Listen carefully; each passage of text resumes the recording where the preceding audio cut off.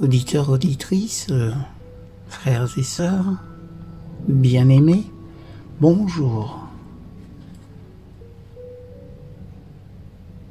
Lecture d'un ouvrage s'intitulant « Dieu et moi » d'Édouard Epinstall. 26 août. Liberté ou licence? Comment dis-tu? Vous deviendrez libre?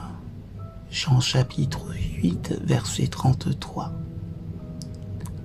Notre religion est une religion d'amour, non de laisser-aller. Nous ne sommes jamais plus libres que quand le péché a été vigoureusement attaqué et vaincu. On confond souvent licence et liberté. Tout autour du monde, des hommes ont la passion de détruire au nom de la liberté. La licence est violente. Elle n'hésite guère à violer les droits des autres, que d'ailleurs elle dédaigne et auxquels elle refuse la dignité et la valeur qu'ils ont aux yeux de Dieu. Mais la liberté est pleine de dignité. Elle est sanctifiée, sacrée, elle élève et transforme. Le Christ nous offre la seule liberté véritable, la liberté par rapport au moi et au péché. Le Christ a toujours pris les gens comme ils étaient, en prison, dans les taudis, dans l'esclavage du péché. À tous, il adressait cette invitation: venez et je vous rendrai purs. Venez et je vous libérerai de tout ce qui dégrade. Notre liberté résulte d'un acte de Dieu, par lequel nous sommes recréés pour la pureté et la sainteté, pour l'amour et non pour la haine, pour l'obéissance et non pour la désobéissance. Que Jésus nous rende libres nous semble évident. Néanmoins, notre expérience de la liberté sera proportionnelle à notre acceptation et à notre obéissance à la vérité. Des hommes ont été libérés de l'esclavage. C'était écrit noir sur blanc quand le président Lincoln a signé l'acte d'émancipation. Mais les hommes ne sont réellement libres que lorsque le Christ et sa vérité prennent place dans leur vie. Si nous confondons liberté et licence, même sur un seul point, nous risquons d'ouvrir la porte à tout un essaim de péché. Nous nous écartons alors de la vérité qui nous rend libres. La liberté n'est pas le droit sans restriction de faire comme bon nous semble, sans tenir compte du bien-être des autres. La liberté n'est jamais le droit d'exploiter les autres à notre propre avantage ou pour notre plaisir. Une telle prétendue liberté dégrade le caractère au lieu de le former et de le développer.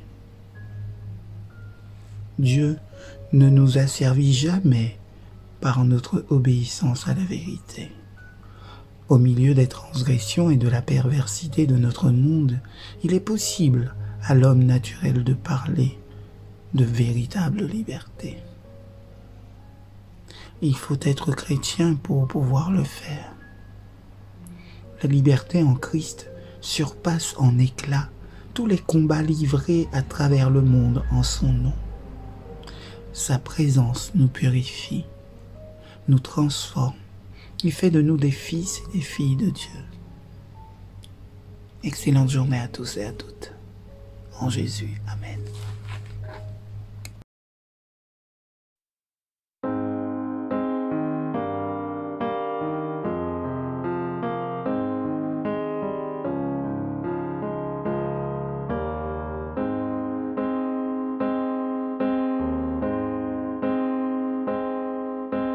There's a land far away where the angels sing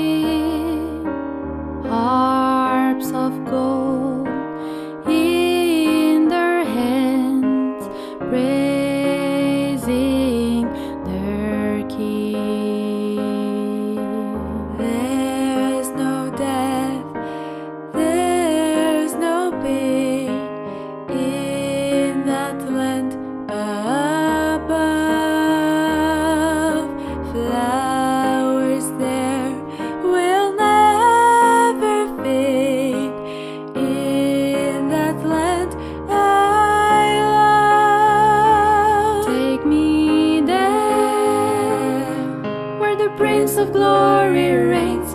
Take me there, where He's broken all His chains. How I long to see His smiling face. Take me there, oh, take me there. When you come again, Lord, take me there.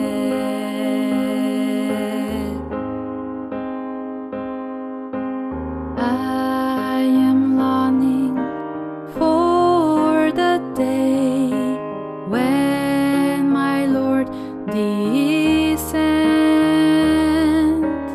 Drums will sound, the dead will live again, together with the Lamb. Take me there, where the Prince of Glory reigns. Take me there, where He's broken all sin's chains. How I long to see His smiling face.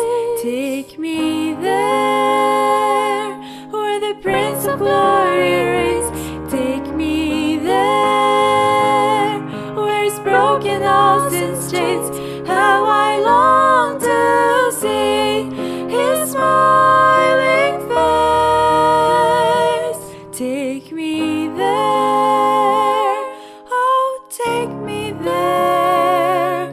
When you come again, Lord, take me there. Swing low, sweet chariot, coming for to carry me home. Swing low, sweet chariot, coming for to carry me home.